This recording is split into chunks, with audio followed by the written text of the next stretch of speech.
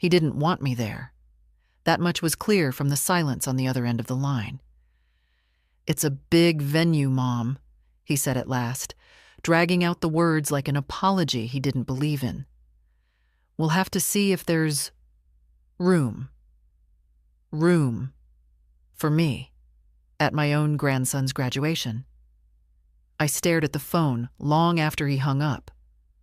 The blue screen reflected in the glass of the china cabinet behind me, where our old wedding photo still stood. George in his uniform, me in a borrowed dress, holding his arm like I held my breath back then. I remember his voice, calm and steady. "Elsie, don't let anyone tell you where your place is. You choose it yourself." He was gone now 15 years, but I still talk to him, especially on days like this, when our son sounded more like a stranger than family. I set the phone down and walked to the mirror. My reflection startled me. Wrinkled, yes. Neck gone soft, shoulders narrower than I remembered. But the eyes, they were the same.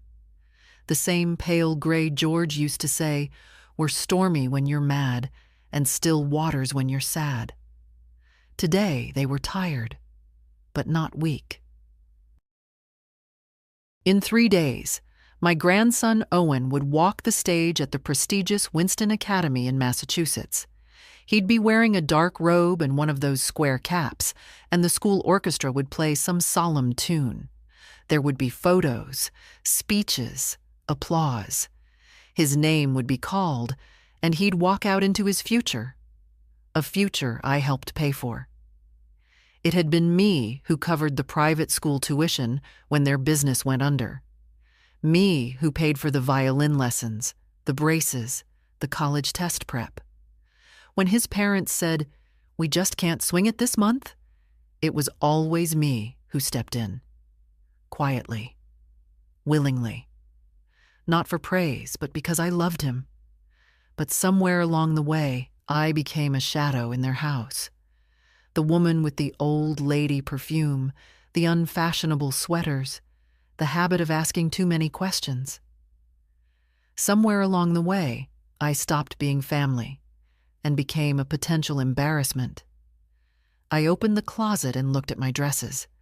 Some were too tight in the waist, others too loose in the shoulders. I pulled out the navy one, not new but clean, with a little brooch, a small silver lily. It looked almost elegant. I held it up to my body and looked again in the mirror. Stormy eyes, steady shoulders, thin wrists. Maybe not elegant, I thought, but real. I'd go to that graduation, whether they saved me a seat or not, whether they smiled when they saw me or looked away. I'd be there, because I had been there, for every scraped knee, every school concert, every time Owen stayed the weekend when his parents went skiing or needed a break. I was not some guest to be tolerated. I was his grandmother, and I'd find my place, even if I had to bring my own chair. I called him again the next morning, hoping that maybe he'd changed his mind overnight, that maybe he'd say, "Of course, Mom, you'll sit with us. You're family." But instead, he let it ring 4 times and sent me to voicemail. No message. No call back. By lunchtime, I'd packed a small overnight bag. 2 dresses, my toothbrush, the cardigan I wore when the weather turned chilly in the evenings. It had begun to pill at the sleeves, but it was soft and smelled faintly of lavender. I added a book I wasn't really reading, something with a sunset on the cover, a story I already knew the end of. Then I took the envelope with the hotel voucher I'd printed myself. A modest place. 42 minutes from the school. Not the one the rest of the family was staying at. They hadn't offered to book me a room. I walked down to the bank to get some cash, just in case. Evelyn behind the counter smiled wide. "Going somewhere, Miss Elsie?" "Graduation," I said with a little smile.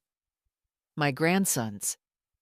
Oh, how wonderful, she beamed. Are you staying with your son? I shook my head. No, I'll manage. She must have heard something in my voice because the cheer in her face faded just a little. She handed me my cash in a quiet bundle. Well, I hope it's a lovely trip. I hoped so too, but I wasn't sure anymore. By the time I got home, a message had arrived from Marianne, my daughter-in-law. It was short, almost pleasant in tone, which only made it worse. Hi, Elsie. Just checking in about Friday.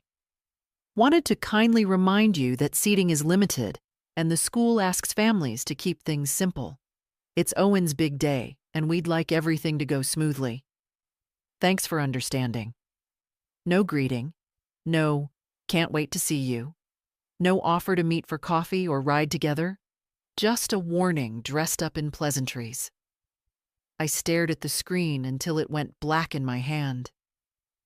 Thanks for understanding. I didn't. That evening, I opened the drawer by my bed, the one George had kept his wallet in, long after he stopped carrying one. I still kept a few of his things there. A pair of cufflinks, a handkerchief with our initials stitched in, a Father's Day card Owen had made when he was 6, a lopsided drawing of his granddad, and a message scrawled in green crayon. You're the best. I love you, Papa G. I traced the letters with my finger. Had he forgotten? Or had they made him forget? I thought about calling him directly. I had his number, though he barely answered these days, now that he was almost 18 and always so busy. But what would I say? Owen, is it all right if I come? Will I embarrass you? No, I wouldn't put him in that position, and I wouldn't beg. I looked at the suitcase by the door. I thought about canceling the trip, staying home, watching the live stream they said would be available. But I already knew what that would feel like. Sitting alone at my kitchen table, watching strangers applaud while I clapped into silence. And something in me recoiled at the thought.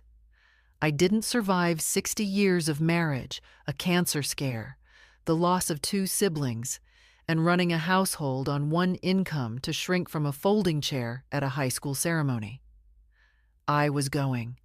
Not for them. For me.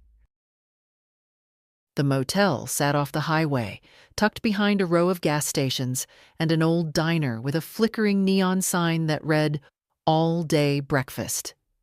The woman at the front desk had thinning hair and bright pink lipstick. She didn't ask why I was there, just handed me the key, said room 12 round the back, and slid a map across the counter with a highlighter circle around the vending machine. Inside, the room smelled faintly of lemon cleaner and old curtains. There was a small TV bolted to the wall and 2 mismatched chairs, one plastic, one sagging with age. I set my bag down on the dresser, smoothed the bedspread, and sat for a moment, listening to the silence. No one knew I was here, and no one would ask. I called my son again. This time, I told myself, just to let him know I'd arrived safely. He didn't answer. I left a message. Hi, it's me. I'm in town. Let me know where I should meet you tomorrow. I'll be early, so whatever works. I didn't add the rest, if there's even a place for me. At 6, I walked to the diner, ordered meatloaf, mashed potatoes, and coffee. A young waitress called me sweetheart, and I tipped her extra for it. Across the room, a family sat in a booth. 2 little boys in matching sweatshirts, their mother cutting pancakes into small squares, their father pretending to steal bites and make them giggle. I watched them for longer than I meant to. Watched the woman stroke her son's hair. Watched the father's rough hands rest on the table, steady, without a phone in them. I wondered if my son had ever looked at me like that, with warmth, with gratitude. Or had he already begun turning away, even when he was a boy. That night, back in the motel, I laid out my dress. I used a towel to steam out the few wrinkles and hung it from the curtain rod. Then I took out the brooch, a simple pearl in a silver frame. George had given it to me the year Owen was born. "You're a grandmother now," he'd said. "You get to sparkle a little." It caught the light, just barely. I pinned it on the dress and stepped back. It wasn't new. It wasn't fashionable. But it was me. I climbed into bed fully aware I wouldn't sleep much. The pillow was too flat, the room too quiet, and my mind too loud. I thought about all the things I could have done differently. Maybe if I'd moved closer when they bought that new house. Maybe if I hadn't refused to invest in that strange tech startup my son's friend was pitching. Maybe if I'd been the kind of grandmother who baked cookies every week or hosted perfect little brunches with doilies and mimosas. Maybe then I'd still be welcome. Maybe then I'd be good enough. But I knew that was a lie. I had said yes more times than I could count. Paid for things I couldn't afford, bit my tongue when Marianne rolled her eyes, smiled through birthday dinners where no one asked how I was doing. I'd said yes, and yes, and yes. And still, somehow, I was too much. Too plain, too loud, too me. At 3:17 a.m., I opened my phone. Still no response from my son, no call, no text. But there was one message, from Owen, sent at midnight. "Hey, Grandma, hope you got here okay. Big day tomorrow. Love you." That was it. Just a single line. But I read it 3 times. Then I turned the screen off and held the phone to my chest like a hand I could almost feel again. The next morning, I waited. I woke at 6, showered, dressed, and sat at the edge of the bed, hands folded, purse packed. The ceremony was scheduled for 10. I didn't want to be late, didn't want to rush. But I also didn't want to arrive too early and stand around like some misplaced coat. By 7:15, I called again. My son picked up this time, his voice groggy. "Yeah? It's me," I said. "I'm ready. Where should I meet you all?" A pause. Sheets rustled. I could picture him sitting up, rubbing his eyes, checking the time. "Elsie," he sighed. "We're already in town, at the campus hotel. It's complicated. Parking's a mess. I'm not sure there'll be room in our car." "That's all right," I said quickly. "I've got a taxi number. I'll meet you there." Another pause. "Well, actually, we were planning to go in early with Owen. He has to be backstage by 9, so..." I waited. "Maybe it's better if you just find a seat inside. General seating opens at 9:30. It's all first come, first serve." "I see." He cleared his throat. "You've got the address, right?" "Yes." "Good. We'll see you afterwards, I guess." "Sure." He didn't say goodbye, just hung up. I sat for another minute, staring at the blank screen. Then I stood, reached for my coat, and checked my reflection one last time. The brooch gleamed softly at the collar of my navy dress. My shoes, polished the night before, looked sturdy and sensible. My hair, thinner now than it once was pulled back with quiet care. I looked like someone's grandmother, but not apparently someone's guest. The taxi dropped me off outside the academy gates. A security guard waved cars forward, directing parents to designated drop-off zones. Banners hung from the lampposts. "Class of 2025. Congratulations." The campus was grand. All brick buildings and tall windows, manicured lawns, and ivy crawling like ambition up the old stone walls. Families strolled across the quad in their best clothes. Fathers in suits, mothers in silk. Some had brought bouquets. Others clutched cameras. Laughter floated across the courtyard like music I used to know the words to. No one greeted me. I followed the signs toward the auditorium. There was a registration desk for distinguished guests, another for board members and donors. I passed them both. Inside the auditorium, rows and rows of folding chairs were set up, each neatly labeled.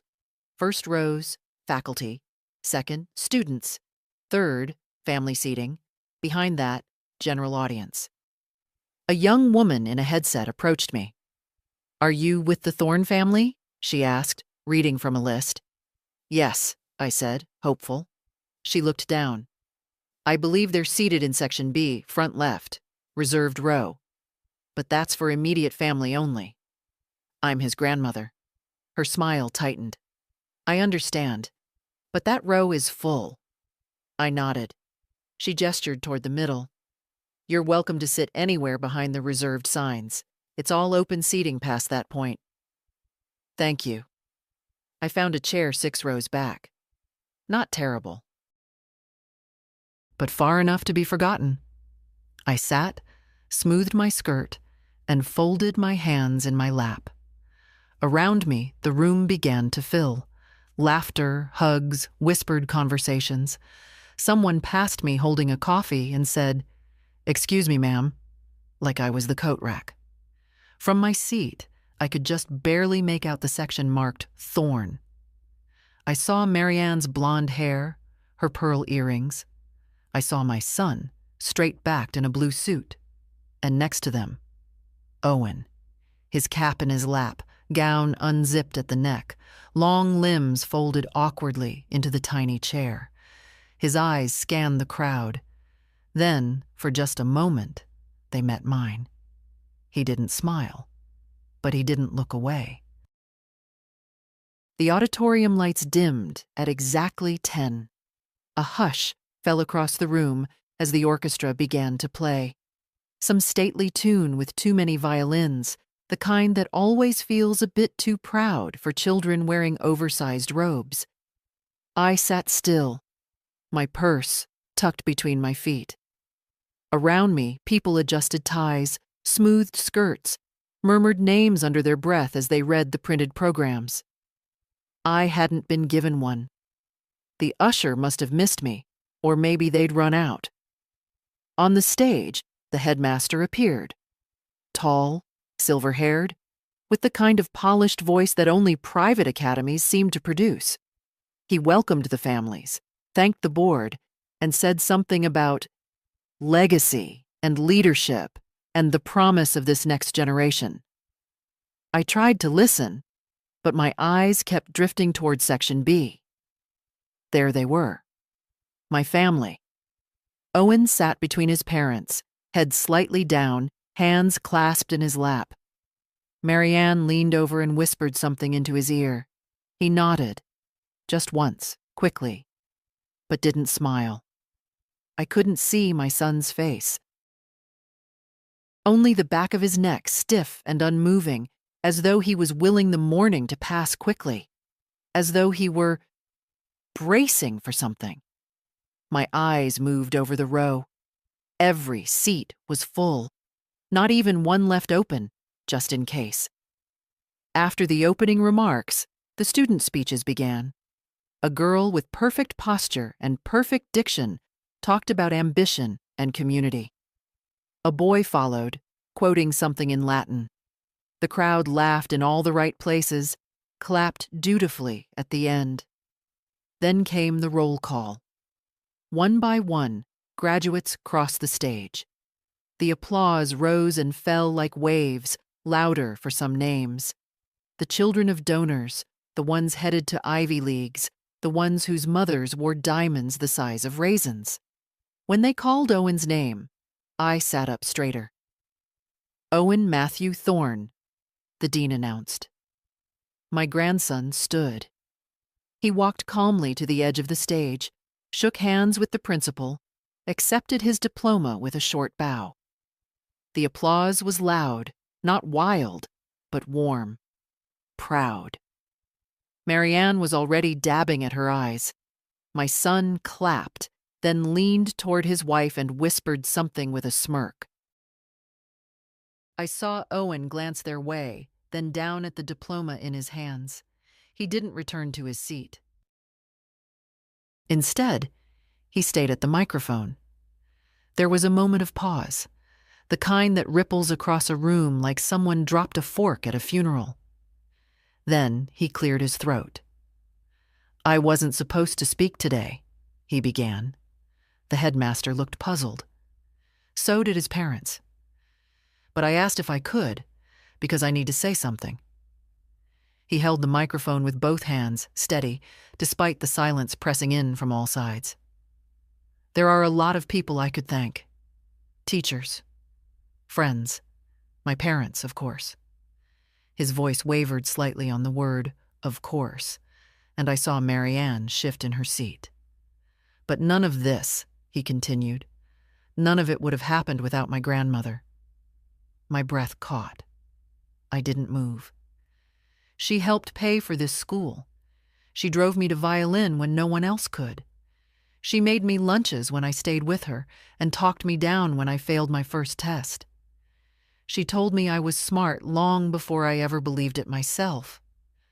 I saw Marianne's smile freeze. My son's mouth tightened. "And today, she's sitting somewhere in this crowd," Owen said. "Not in the front row, not where she should be.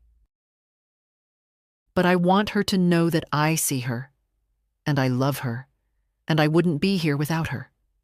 He paused, then looked right at me. "Grandma Elsie, will you come up here?" A sound escaped me. Not quite a sob, not quite a laugh. Something in between. All eyes turned, heads swiveled, people whispered, and I stood.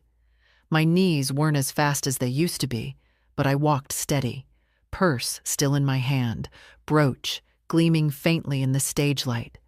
Owen met me at the steps, held out his arm like a gentleman in an old film, and together we walked across the stage, to the front, to the place they said I didn't belong. The room didn't know what to do with itself. Applause began. Polite at first, hesitant, like a question. Is this part of the program? Then, as Owen gently guided me toward the podium, the clapping grew louder. Not a roar, but something deeper, something real. I didn't look at Marianne. I didn't need to. I could feel her bristle from across the room, a heat without fire. My son sat motionless, his hands flat on his knees, as if by staying still, he could disappear. But I wasn't looking for them. I looked at Owen. He stood beside me, tall and proud, his hand still lightly on my elbow.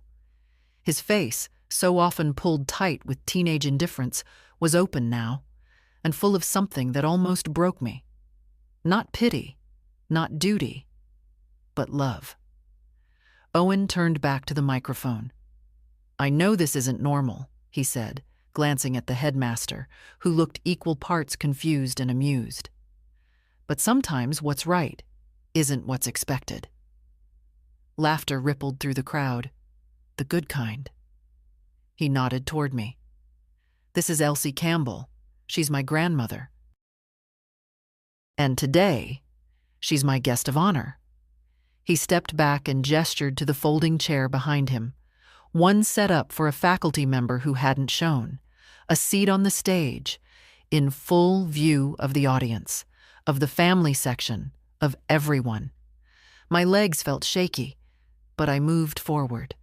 He pulled the chair out for me, and I sat, knees together, purse on my lap, hands folded over the worn leather. The stage lights made everything glow. I looked out over the sea of faces and tried not to cry, but inside me, something settled. Something long out of place had finally returned to where it belonged. They let the moment hang, awkward but lovely, before the principal leaned in, whispered something to Owen, and the ceremony resumed. Student after student filed across the stage, clapping continued. The orchestra played another too long piece. But everything felt shifted. Every so often, a student would glance at me as they passed, a respectful nod, a quick smile, as if Owen's gesture had unlocked something that everyone recognized but never dared say. We forget the ones who hold us up. From my seat, I could see everything. Marianne sat like a statue, her arms crossed tightly, jaw clenched. My son, beside her, glanced up at me once, only once, and then stared at his shoes. But I didn't feel victorious. I didn't feel smug. I felt like myself, seen, named, claimed. When the final student walked across the stage and the ceremony closed, the crowd rose to its feet. The graduates flung their caps in the air, a blizzard of black fabric and tassels. The orchestra swelled.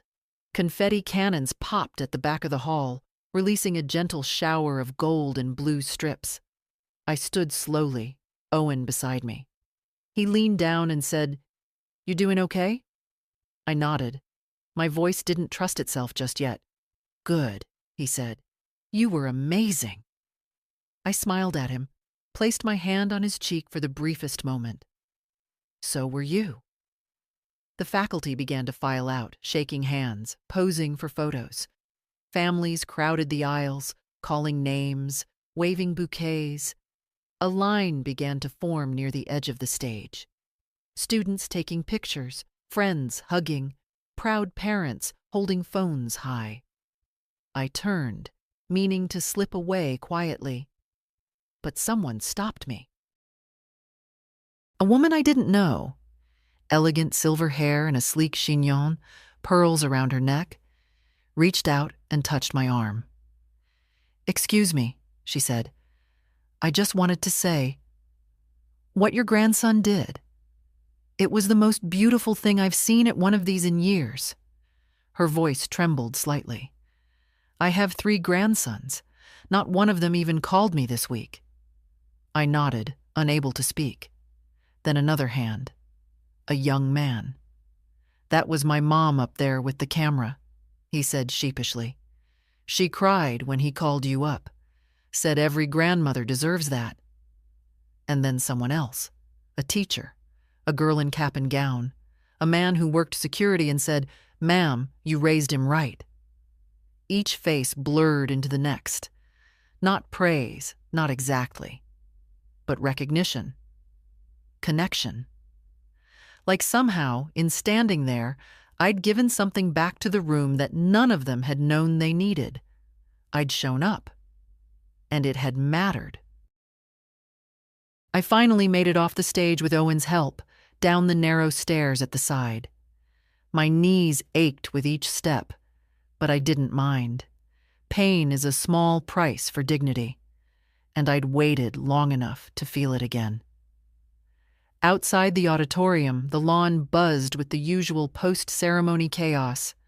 Photos in every direction, mothers smoothing collars, fathers adjusting ties, graduates laughing too loud, like they'd been holding their breath for 4 years and could finally exhale. I stood to the side, near a bench under a tree, clutching my purse with both hands. The program, someone had handed me one after the ceremony, peeked out of the top. On the front, Winston Academy Commencement, Class of 2025. A keepsake.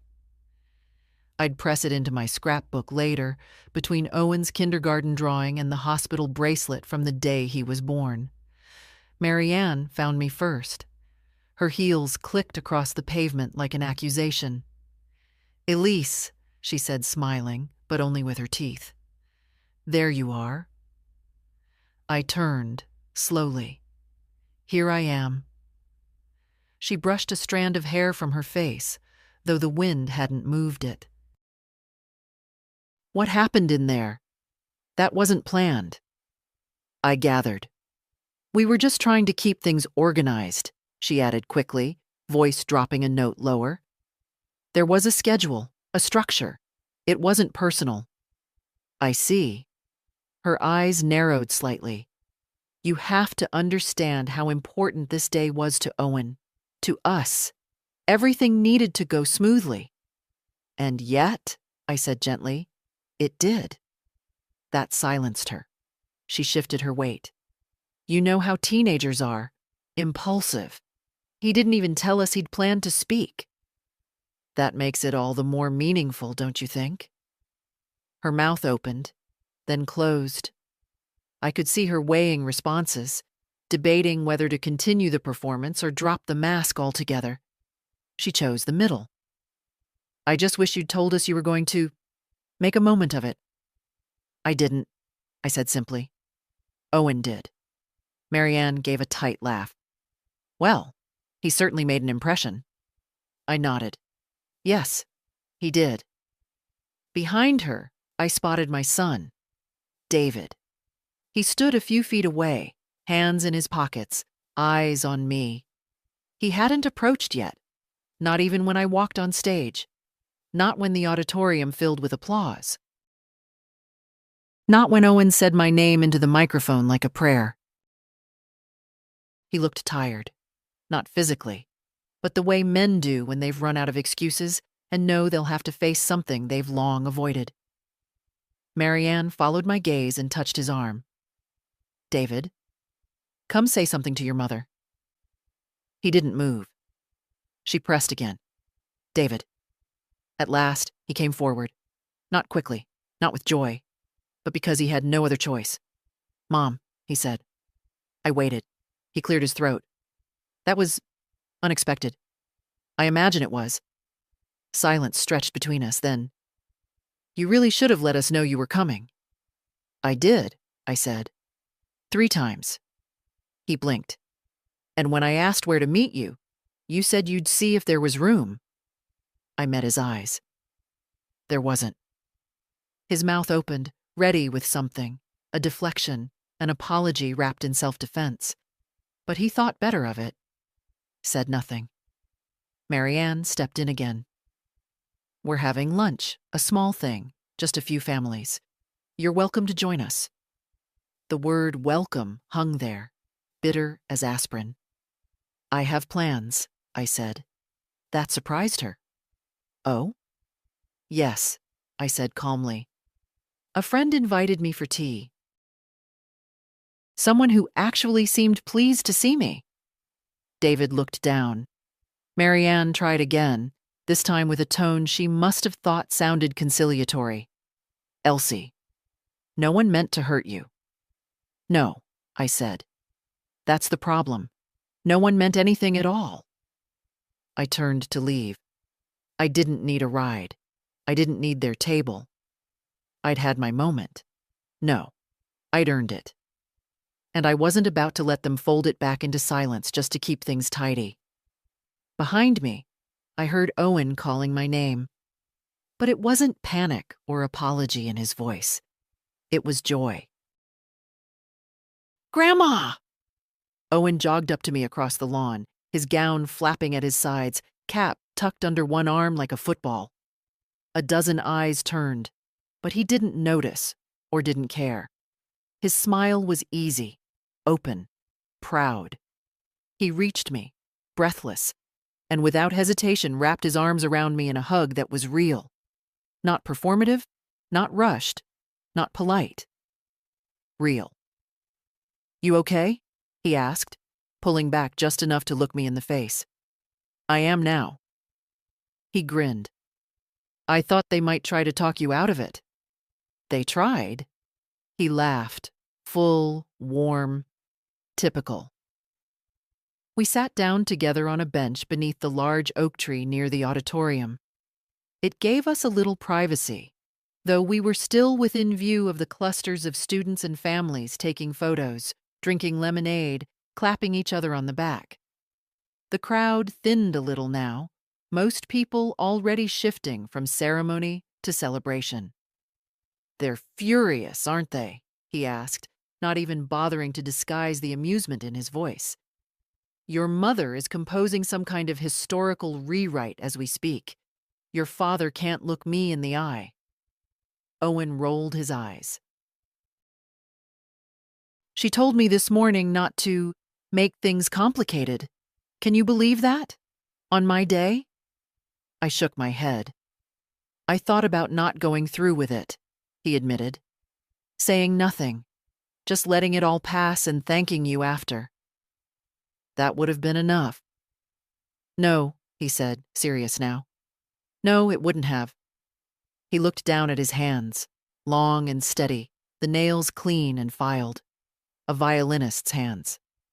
I've watched them treat you like you were, I don't know, decoration, like a background character in your own family. And I hated it. Every time. My throat tightened. You never said anything, I whispered. I didn't know how, he said. When I was younger, I didn't even realize what was happening. But as I got older, it just felt wrong. And when you texted me that you were coming, and I saw you sitting all the way back in the general seats, I swear, something in me just snapped. I reached over and took his hand. Do you know, I said quietly, that was the first time I'd heard my name spoken with pride in years? He squeezed my fingers. We sat there in silence for a while.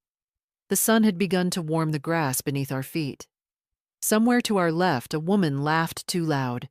A speaker crackled near the lemonade table with a playlist of soft piano music, elegant but distant. Owen pulled something from his pocket. I was going to wait until after lunch, he said. But I don't want to give them the satisfaction of pretending this didn't happen. He held out a small envelope. Plain, my name written across the front in his slanted handwriting. What's this? Just open it. Inside was a letter. A single sheet of heavy paper, folded once. I unfolded it and read in silence. His words were careful, unpolished but honest. He thanked me, not just for the money, not just for the rides or the help or the snacks, but for being a place of calm, a voice of reason, the one person he could be completely himself around. He wrote that he was going to college in the fall and that he planned to write every week. He'd already set a reminder on his phone. At the bottom, his signature. Then, in all capital letters, "You are not forgotten." I held the letter for a long time. Pressed it to my chest. I'm going to frame this, I said, blinking back tears.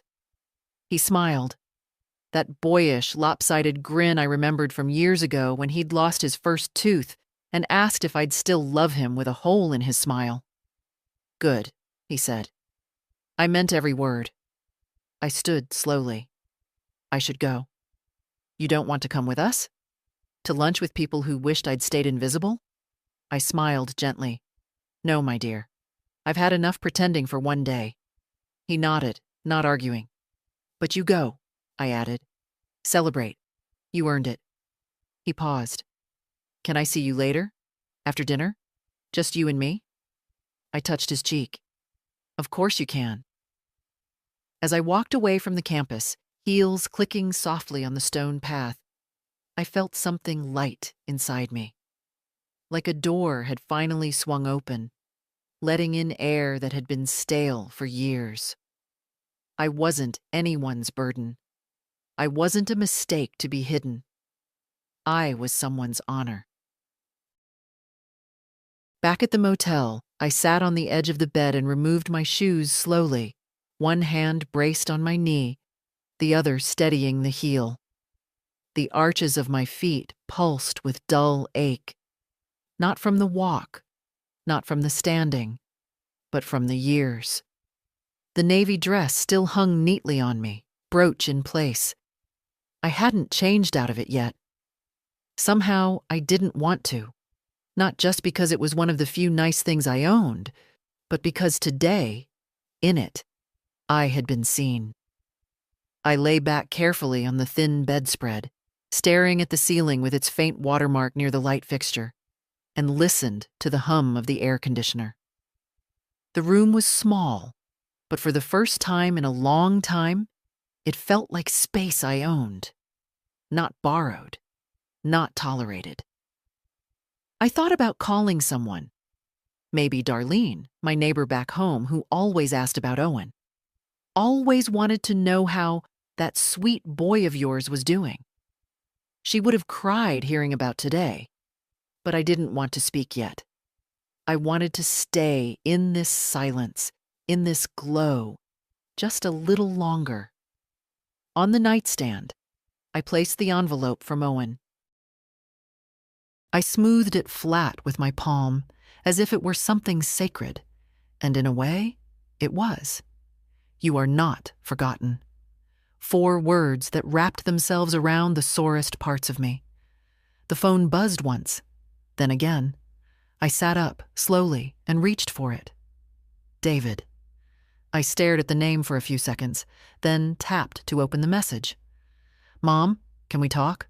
Call me when you can. I didn't answer. Not yet. A second buzz came almost immediately. That wasn't fair, what Owen did. He should have talked to us first. I raised an eyebrow. So that was the angle. Not we're sorry. Not you mattered. Just the disruption of order. The fact that something had happened outside of their control. I didn't respond. Instead, I scrolled to the top of the screen, found Owen's number, and typed a short reply. I read your letter 3 times. It's the most beautiful thing anyone's ever written me. A minute later, the 3 little dots appeared. He was typing. I meant every word, Grandma. Today felt right. I smiled, tapped back a heart, and then, on instinct, opened my camera. I looked tired, yes. Lines at the corners of my eyes, my hair slightly frizzed from the humidity, lipstick long faded. But I took the picture anyway. Me, in my navy dress with Owen's envelope held gently in my hands. And I sent it to him. Proof of life. Proof of pride. Almost instantly, a photo came back. Owen, sitting on the steps outside the lunch venue, suit jacket off, tie loosened, his graduation cap perched on his knee. Wish you were here instead of them. Still can't believe they tried to pretend you weren't coming. I hesitated before replying. Then, they've been pretending a long time. I just stopped letting them. He didn't respond right away. And that was fine. Some silences don't need filling. I stood up, finally, and changed out of the dress. Carefully, folding it over a hanger. I hung it up on the curtain rod again, like it belonged there, like it had earned its place. Then I made myself a cup of tea from the motel's sad little offering, a single sachet of black tea and a styrofoam cup. Still, I sipped it slowly, like it was poured from a silver teapot in a grand hall. Outside, the parking lot buzzed with a few cars coming and going. A family 2 doors down laughed too loudly. Somewhere, a child banged on a soda machine with both fists, and I sat there, calm, quiet, real. This was not a victory lap. This was a return to myself. I didn't expect the knock. It came soft but quick, like someone trying to pretend it wasn't urgent. I looked through the peephole and saw David standing there alone, hands in his pockets, suit jacket draped awkwardly over one arm, like he didn't know what to do with it. For a moment, I considered not opening the door, just letting him stand there with his rehearsed speech and let the silence do all the talking for me. But something in me, not forgiveness, not yet, but curiosity, reached for the lock. He looked up when the door opened, startled, like he wasn't sure I'd answer. "Hi," he said. "Hi." He shifted his weight, glanced over his shoulder at the parking lot. "Can I come in?" I stepped back just enough. The room felt smaller with him inside. He didn't sit, just hovered near the little round table, eyes roaming the place like he didn't know how to be still. "I saw the picture," he said finally, nodding toward my phone on the nightstand. "Owen showed me." I didn't say anything. "He's upset," he added. With us. With everything. Good. David blinked. I figured you'd still be angry. I'm not angry, I said quietly. I'm disappointed, which frankly is worse. He looked down. For months now, I continued, you and Marianne have found creative ways to exclude me. Polite phrases, soft redirections, making me feel like I was being difficult when all I ever did was show up. It wasn't like that. No? I asked. Then tell me what it was like. He rubbed his forehead. Marianne she has a certain image of how things should be. She wants things to look polished. She's always worried about judgment. Whose judgment? Everyone's. And mine doesn't count? He didn't answer. I changed Owen's diapers, I said, not out of sentimentality, but as a simple fact. I took him to the ER when he split his chin. I sat in folding chairs for violin recitals. I paid for things when you both said you couldn't. I was there when it was hard, not just when it was photogenic. His face tightened. You think I don't know that? I think you've forgotten what it means. He sat down, finally, hands folded between his knees like a schoolboy. I didn't want it to turn out like this, he said. Did you want anything at all? I asked, voice low. Or did you just want me to stay quiet and convenient? He looked at me, and for the first time in years, I saw something behind the adult facade. That boy who used to crawl into my bed after nightmares, asking if I thought monsters could hear prayers. I'm sorry, he said. I believed him. But sorry, as I'd learned, doesn't undo silence. It doesn't refill the empty chairs at holidays or erase the ache of being left out on purpose. What now? He asked. That's up to you, I said. I've made my peace. I'm not chasing anyone anymore. He nodded slowly. Will you come to dinner tonight? With you and Marianne? He hesitated. With Owen? I softened a little. That's different. We're not doing the big restaurant thing. Owen said he just wants pizza, real pizza, nothing fancy. I like that boy, I said. David smiled, faint and weary. He likes you too. He stood. I'll text you the address. 7 okay? I nodded. At the door, he paused. You really looked proud today. I was, I said. And not just of him. He nodded once more and left. When the door clicked shut, I didn't collapse into tears. I didn't sit down in a daze. I didn't even sigh. I just stood for a moment, steady, and thought, it's about time he saw me clearly. The pizza place was nothing special, which is what made it perfect. A corner joint with checkered tablecloths, faded photos on the walls, and the smell of garlic so thick it settled into your clothes before you even sat down. A place where no one tried to impress anyone, where napkins came in a tin holder and soda was served in tall, sweaty plastic cups. I arrived at 6:55, not early enough to look desperate, not late enough to be inconvenient. Owen waved from the booth near the window. He was already halfway through a slice, grease shining on his fingertips. He looked happy, relaxed in a way I hadn't seen since he was a child sprawled out on my living room rug, coloring dinosaurs and asking if he could stay for just one more night. David was there too, sitting stiffly across from him, a paper plate untouched in front of him. No Marianne. Good. When I slid into the booth next to Owen, he grinned. I told them you'd show. I like being predictable, I said. He pushed a slice toward me. Mushroom and olive, your favorite. I raised an eyebrow. You remembered. I remember everything. David cleared his throat. Glad you made it, Mom. I nodded, but didn't offer anything else. I wasn't going to smooth this over for him. Owen filled the space easily. He told me about the ceremony again, how the girl next to him had whispered, "You're a legend," after I joined him on stage, how one of the teachers cried, how the headmaster looked like he didn't know whether to clap or faint.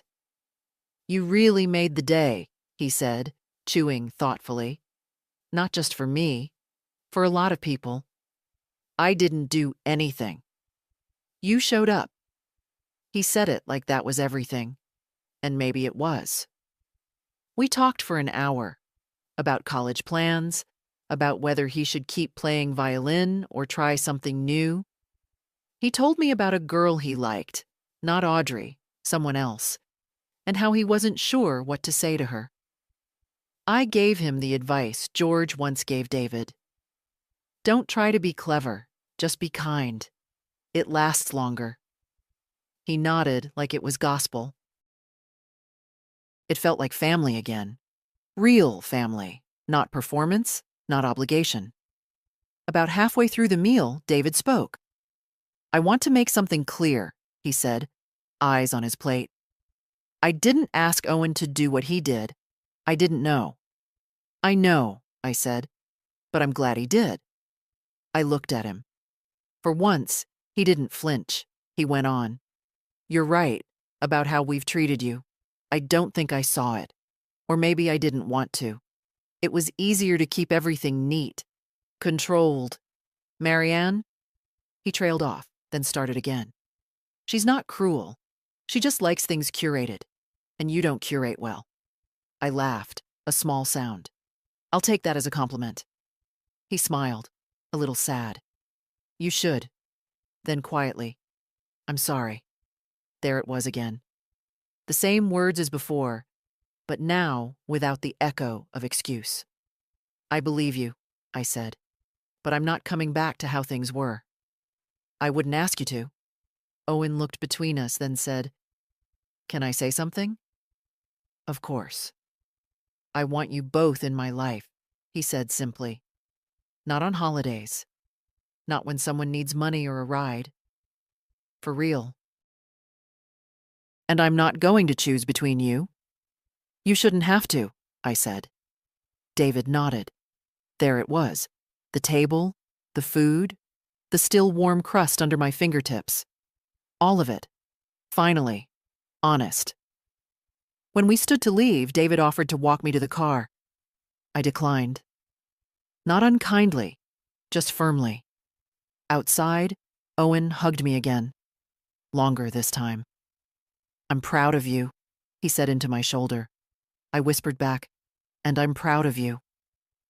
As he turned to go, he called over his shoulder, "Save that letter. Frame it if you want." "I already have." He laughed, and for the first time in a long time, I felt like something broken had been not just patched, but truly mended. Not perfect, not pretty, but real. I returned to the motel under a sky that had just begun to shift. That quiet hour when the sun starts to leave, but the streetlights haven't yet decided to take over. That thin, in-between light always reminded me of early motherhood. Half awake, half alone, carrying a child in one arm and fatigue in the other. The rooms smelled the same. Lemon cleaner and old AC. I slipped off my shoes and sat by the window, teacup in hand, though I hadn't boiled water yet. The hum of traffic floated up from the highway in soft, indistinct murmurs. Somewhere, a teenager laughed too hard at something dumb. Somewhere else, someone slammed a car door with too much force. Life. Ordinary and persistent. I glanced over at the navy dress still hanging by the curtain rod, its folds slightly wrinkled again, the brooch catching the last of the daylight like it was winking at me. I didn't want to pack it just yet. Let it stay visible a little longer. Proof that I had gone, that I had stood there, that I had mattered. The phone buzzed. This time it was a number I didn't recognize. But I opened it anyway. "Mrs. Campbell, this is Audrey." Owen's friend from school.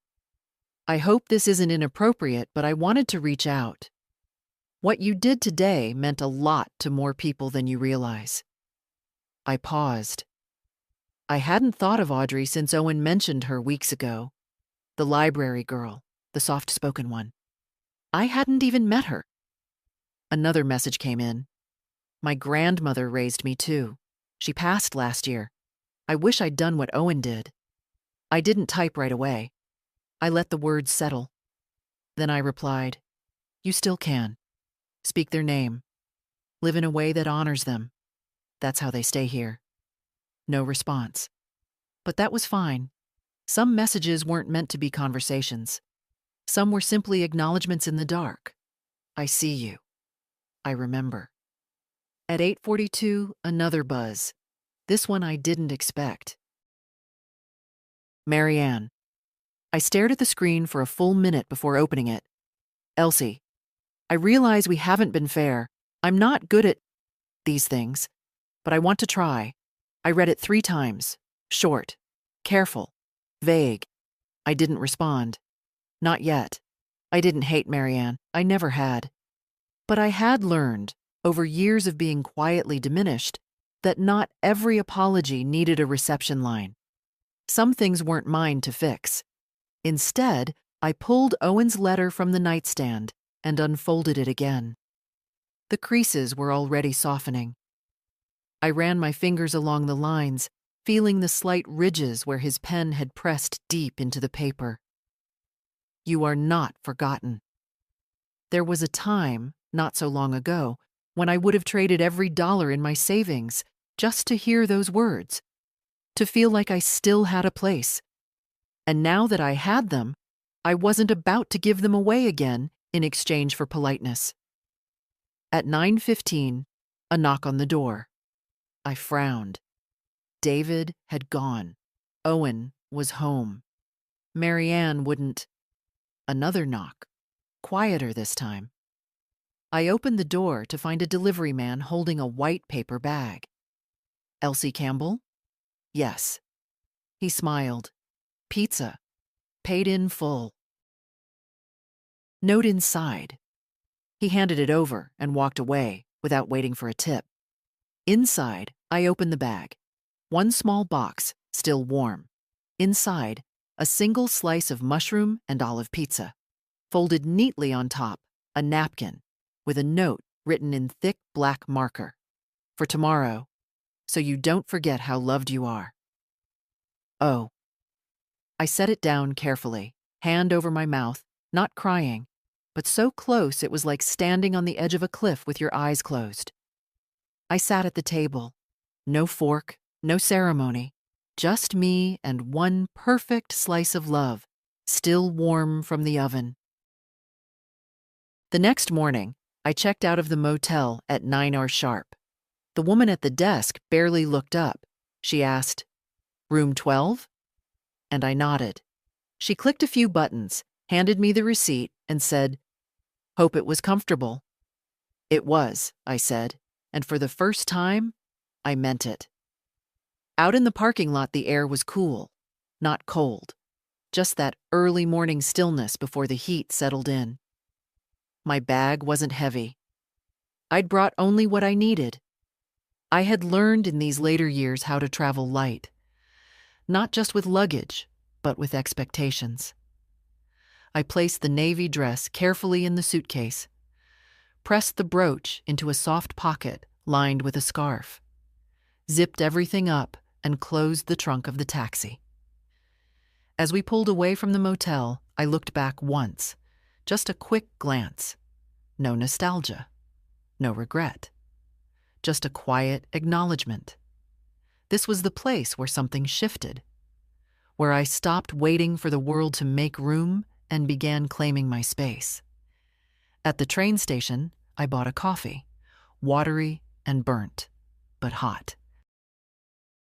I sat on a bench near the platform and sipped it slowly, watching strangers with too many bags and too many distractions hustle past like they were always 5 minutes late to the life they thought they'd planned. I felt still. That's the word that came to me. Not happy, not triumphant. Still, like a pond after the last ripple fades. The phone rang. Owen. Are you on the train yet? Not yet, I said. 10 minutes. Okay, I wanted to say thank you again. You already said it. Many times. Well, here's one more. Thank you for showing up. For everything. I know it wasn't easy. No, I said. But it was right. He was quiet for a beat. I wish I'd done it sooner. I smiled. You did it when it mattered. I've been thinking, he said. I want to come visit you this summer. Just me, not with my parents. Maybe for a few days? I felt the smile in my chest before it reached my face. You'd be more than welcome, I said. We'll eat badly and sleep in and play old music too loud. I love old music. I know you do. He paused again. Hey, Grandma? Yes? I meant what I wrote. Every word. I know, darling. A voice over the loudspeaker announced my train's arrival. I'd better go, I said. They'll be calling boarding in a minute. Okay. Text me when you get home? Of course. And Grandma? Yes? Next time someone tells you not to sit with them, don't. I won't, I said. I'll be on the stage. We laughed together, a sound I hadn't heard in years. Not just the laugh, but the together. After we hung up, I gathered my things and walked toward the platform. A woman about my age was standing near the tracks, fanning herself with a church bulletin. She smiled at me. Graduation weekend? She asked, nodding toward my suitcase and the cap, still pinned to my coat, from Owen's program. Yes, I said. Your grandson? I nodded. Mine too, she said. They grow up so fast, don't they? They do? She looked at me again, then said, You look proud. I am. We boarded the train together, and I found a window seat. As the engine began to hum beneath me, I thought about how easily we forget our place in the world, how we let others shrink us, slowly, politely, until we're just outlines of ourselves. But not today. Today I was solid, not loud, not showy, just real, just here. The train rocked gently beneath me, the way old memories do. Soft, rhythmic, not always comfortable, but never without purpose. I watched the landscape slide past in quiet colors. Barns and backyards, grocery stores and empty baseball fields. Little lives, each with their own aching silences and quiet victories. I thought of George. He would have loved what Owen did. He would have stood and clapped the loudest, maybe even whistled. That two-finger whistle I could never quite master. I could almost hear him saying it. That's our boy. The sun caught the edge of the window, warming my shoulder. I leaned into it. I didn't close my eyes. I wanted to stay awake for this part, the journey back. It felt important somehow. In the seat ahead of me, a young couple whispered to each other and passed a phone back and forth. I caught the flicker of a graduation photo. Someone else's triumph. I wasn't jealous. I was part of it. Not their story, but the feeling. The knowing. My phone buzzed. A text from David. Safe travels, Mom. Thank you for yesterday. I mean that. Short. Careful. But not empty. I considered my reply for a long time. Then typed, I hope this is the beginning, not the apology. A pause. Then, it is. That would have to be enough. Not a reset, but a reopening. A crack in a door that had been closed too long. When I arrived at the station back home, the platform was empty except for a teenager with headphones and an elderly man holding flowers with trembling hands. No one was waiting for me, and that was okay. I took a taxi home. The driver didn't make conversation, The ride was short, familiar. Every corner we turned had a memory attached. There's the pharmacy where I once lost my wallet, the cafe George and I used to go to on Sunday mornings, the little bookstore that always smelled like rain. When we reached my house, I sat in the cab for a moment before stepping out. Just one breath. In. Out. The air felt different. Not because the town had changed, it hadn't. But I had. Inside, everything was as I left it. Neat, quiet, a little too still. The framed photo of Owen at age 5 still sat on the mantel, gap-toothed and serious, holding a model rocket. I ran a finger along the frame, dust gathering on my skin. Then I walked to the dining table and laid out Owen's letter beside the envelope, smoothing the page flat.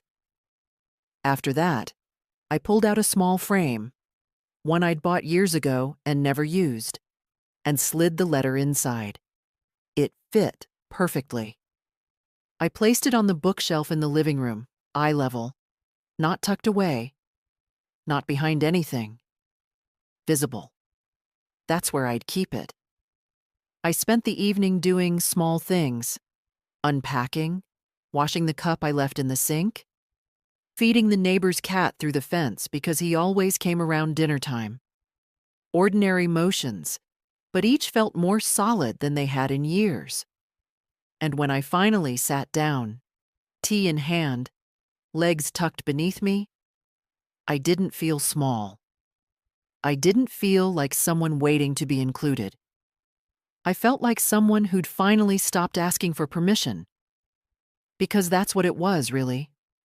All those years of trying to be softer, quieter, less visible, of waiting for invitations that never came, of swallowing slights like they were part of the meal. But no more. Owen's voice, steady, unshaken, still echoed in my ears. She's my guest of honor, not a guest in the room. The guest of honor. And now, in this quiet house, I knew I would never be invisible again. A week passed. Then 2. I didn't hear from Marianne. I didn't expect to. Some people only make space for you when the world insists on it. And even then, only for a moment. But David texted once more. Simple things. A photo of Owen helping him change a flat tire. A thinking of you on a Tuesday morning. Small repairs. Owen kept his promise.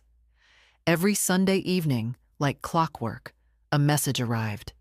Tried a new recipe. It was awful. I miss your grilled cheese. Started packing for college. Found that old comic book you gave me. I'm taking it. Guess what? The girl from the library texted me back. I told her about you. She said you sound like a movie character in the best way. I printed each message. Taped them on the inside of a kitchen cabinet door. My own quiet gallery. Summer unfolded gently. No big events, no milestones. But peace.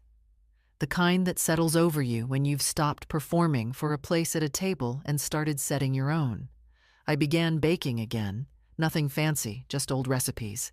Banana bread, shortbread cookies. I gave a plate to the mailman who always smiled too wide, another to Darlene next door, who said, "It's good to see you glowing again." Glowing. Not quite the word I'd choose, but I understood the feeling she meant. I wasn't hiding anymore, not apologizing for existing, and it changed things. Not loud, but unmistakably. One afternoon, late in July, I heard footsteps on the porch. Owen, backpack slung over one shoulder, a bouquet of wildflowers in his hand. "No occasion," he said, grinning. "Just thought your vase looked empty." He stayed for 3 days. Slept in the guest room that still held his dinosaur sheets from when he was little. We cooked together, played cards, watched black and white movies on my old DVD player. He read me part of his college essay. I made him grilled cheese, just like before. Extra butter, crisp edges. We didn't talk much about the graduation, not directly, but it sat between us in the best way. Understood, shared, no longer sore. On his last night, as we sat on the porch, watching the sky turn the color of old peaches, he said, "You know, I'm not scared of leaving. I'm glad. But I was scared of losing this." I reached for his hand. "You won't. Not as long as you remember who you are." He looked over. "You mean me?" "I mean us." He nodded, and for a long moment we just sat there. No need to fill the air. No need to explain. The next morning, after I waved him off at the train station, I returned home to find one last note on the kitchen counter, folded in half, with my name on the front. Inside, "Thank you for teaching me what it means to stand up for someone, even when no one else will. I'll carry that with me. Always. Love, your honored guest." I stood in the kitchen for a long time with that note in my hand, the kettle whistling behind me like the applause I'd once thought I'd never hear. And I realized something. We wait so long for people to give us permission, to matter, to belong, to take up space. But sometimes, the most radical thing we can do, the most loving, the most true, is to give that permission to ourselves. So if you're reading this, if you've ever been told to sit quietly, to stay back, to not embarrass someone by being fully, honestly who you are, don't sit where they place you. Don't shrink. Stand. Stand all the way up. Because sometimes the seat they try to deny you is the one they end up building a stage around.